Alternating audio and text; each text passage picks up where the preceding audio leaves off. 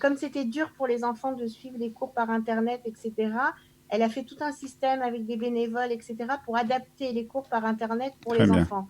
Alors, s'il y a des OLIM qui n'ont pas encore eu accès à ce type de service, qui nous contactent et on les mettra en relation.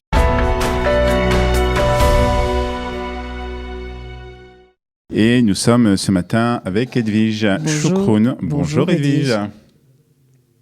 Est-ce que vous nous entendez? Ouais, ouais, je vous entends parfaitement. Bon, comment ça Très va bien. Edwige? Est-ce que vous êtes en télétravail comme tout le monde ou presque? Alors, jusqu'à hier, on n'était pas en télétravail. Depuis ce matin, on est, oui, passé en télétravail pour des raisons organisationnelles. Jusque-là, ils nous avaient demandé de venir au bureau d'abord pour que les équipes puissent travailler ensemble et échanger des processus de travail et se renseigner parce que c'est quand même plus facile d'être ensemble. Bien sûr, avec toutes les règles d'hygiène qui ont été imposées Voilà, devant nous l'issue du aussi, on les manifeste. respecte. Hein. On est à 2 mètres l'un de l'autre. Voilà, 2 mètres l'un de l'autre, il y avait de l'alcool gel partout, les équipes de nettoyage sont venaient régulièrement nettoyer, etc. Et puis, depuis hier, il a été décidé par la direction de la mairie que chacun travaillerait de chez soi. Mais bon, de vous à moi, en fait, on était au bureau, c'était sympa parce qu'on était l'équipe, mais les coups de fil et les mails et les WhatsApp et les Facebook, c'était pas dans les horaires de bureau là depuis le début d'après-midi. On C'est comprend. bizarre ce que On vous nous comprend ça. racontez, Edwige. Alors, mais d'une Voilà, manière donc générale, quand même, il faut signaler que d'une manière générale, la mairie est fermée et qu'il n'y a pas de réception du public. voilà, de manière générale, la mairie a fermé tout de suite dès qu'on a interdit la réception du public.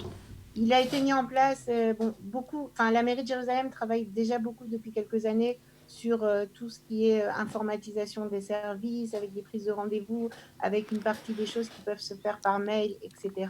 Et tout de suite, on va parler des OLIM et de la Bien sûr. difficulté à accéder à ce genre de service. Mais en gros, la Kabbalah a été arrêtée. Il y avait quand même des gens, et il y a quand même des gens qui répondent au 106 pour, tout, pour toutes les questions, pour toutes les informations.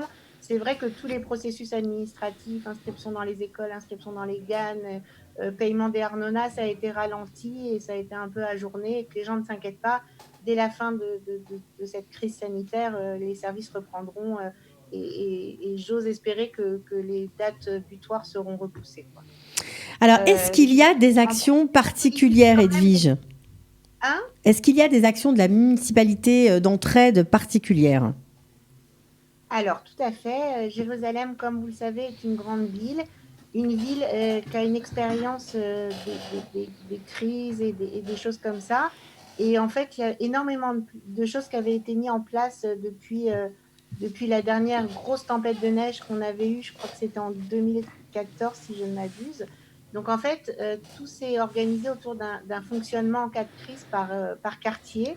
Et là, les centres communautaires bien qu'ils sont fermés, sont mis en avant. Ça veut dire que c'est les équipes des centres communautaires qui font une gestion de la crise par quartier et donc une gestion de proximité.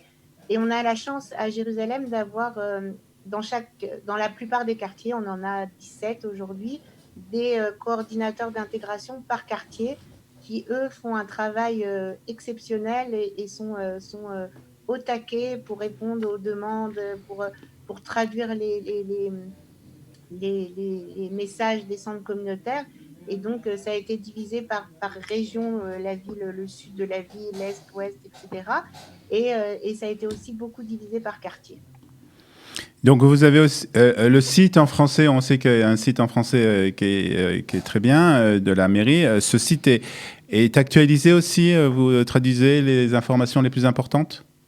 Tout à fait. On a une responsable qui s'appelle Lior et que je salue, qui travaille beaucoup en ce moment, qui essaye en parallèle du site en hébreu de mettre les informations à la disposition des résidents de la ville et les informations en français. La même chose en anglais. En russe, le site était encore en préparation, donc il n'a pas pu voir le jour avant cette crise. Donc, ils ont trouvé d'autres moyens de communication avec leur population. Mais effectivement, tous ceux qui rentrent sur le site en français de la mairie de Jérusalem Google, on marque mairie de Jérusalem et ça sort tout de suite en français. Et là-bas, il y a énormément d'informations pratiques, techniques, et des gens à appeler, etc., etc. Alors je pense, Edwige, aux populations qui sont un petit peu fragilisées, aux mamans seules avec des enfants, aux mamans qui ont des enfants avec des difficultés, aux personnes qui sont divorcées également, les papas aussi. Est-ce qu'il y a des distributions de nourriture ou une organisation particulière pour eux? Alors, il y a énormément de choses qui ont été faites par les services sociaux. On est un peu une des seules, un des seuls départements qui est resté en alerte et qui continue à travailler. À part, évidemment, comme vous pouvez le voir, ceux qui sortent dans la rue, tout ce qui est nettoyage de la ville, vidage des poubelles, etc., etc. Ça, c'est une équipe qui a été renforcée, qui fait encore plus que d'habitude. Donc, il y a vraiment une volonté que la ville, qu'il n'y ait pas en plus une crise, en plus de ce qui se passe, une crise par la saleté des rats, etc. Donc il y a une volonté de nettoyer. Mais pour les services sociaux, en fait, ils téléphonent de façon. Ils n'attendent pas d'avoir les gens qui les contactent. Les listes, ils reprennent tous les listes des gens avec qui ils sont en contact et ils téléphonent, ils téléphonent, ils téléphonent. Pour les gens qui ne parlent pas hébreu, et malheureusement, il y en a pas mal dans la ville, ils le font aussi par notre biais. Ça veut dire qu'on fait des conversations à trois pour essayer de. D'abord, ça fait plaisir aux gens quand on les appelle, ça les rassure, ça leur montre qu'ils ne sont pas tout seuls. Il y a des repas qui ont été distribués. Dans un premier temps, c'était uniquement pour les personnes âgées. Il y a et puis ça s'est un peu Élargi. généralisé au fur et à Mm. mesure parce il y a comme tu dis, Cathy, il y a des familles qui ont besoin et il y a aussi pour les familles qui ont des enfants à besoins particuliers, Tzrachim et Yochadim, et des enfants handicapés. Ils ont aussi reçu des paniers de nourriture afin de les aider parce que ça demande une grande présence à la maison et c'est difficile de se libérer pour aller au supermarché. Donc en fait, conscients de ça, ils ont distribué de la nourriture. Alors, tu nous disais, Edwige, que tu recevais, et aussi ceux qui travaillent avec toi, beaucoup de téléphones, beaucoup de messages par WhatsApp. Quelles sont les questions qui reviennent le plus? Alors les questions qui reviennent le plus, c'est autour de comment je m'inscris au Bitoire Cléomi. Parce que les gens ont été placés en Khoufchal et Lotachtoum, ils ont reçu tous les gens qui bossaient en français, ils ont reçu une dizaine de feuilles en hébreu, ils ne savent pas quoi en faire. Donc ça, c'est une question qui revient souvent. Donc on essaye de les aider, de les accompagner. Il y a des bénévoles qui s'en occupent et si Alors, d'autres une petite bénévoles veulent précision s'en sur occuper, ça, parce que nous aussi, à Qualité, on a vu que c'était une question qui revenait beaucoup et on a décidé aussi d'agir dans cette direction. Et il y a un tuto donc, qui est mis sur le site déjà, qui est disponible sur le site, oui, qui explique étape après étape comment remplir donc, ce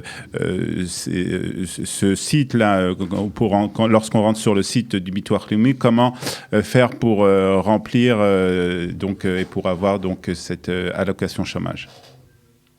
voilà, il y a des questions autour de la santé. Ça veut dire, même si les gens ils lisent, ils comprennent, ils lisent en français, j'ai quand même eu un petit papy, une petite mamie qui m'ont appelé jeudi soir en me disant bon, on a très envie de passer Shabbat avec les petits enfants. Qu'est-ce que tu en penses?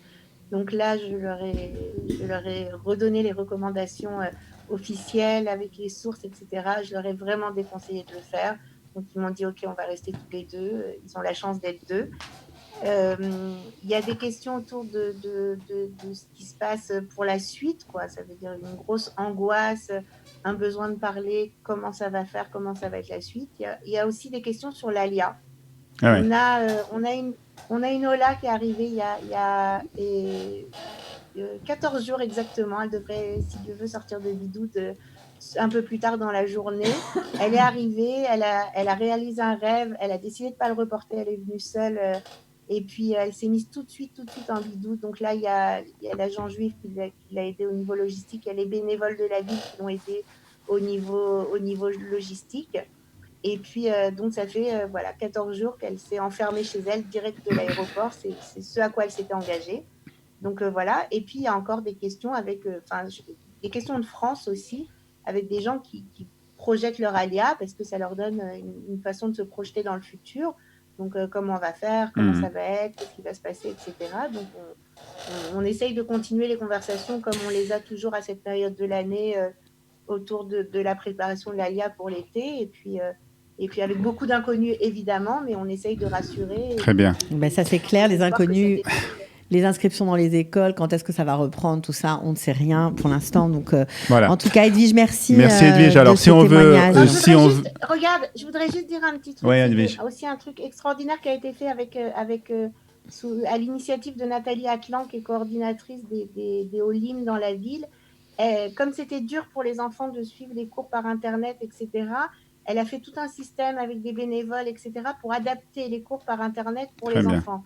Alors, s'il y a des Olim qui n'ont pas encore eu accès à ce type de service, qui nous contactent et on les mettra en relation. Alors, on appelle à quel numéro pour ce service-là, Edwige ?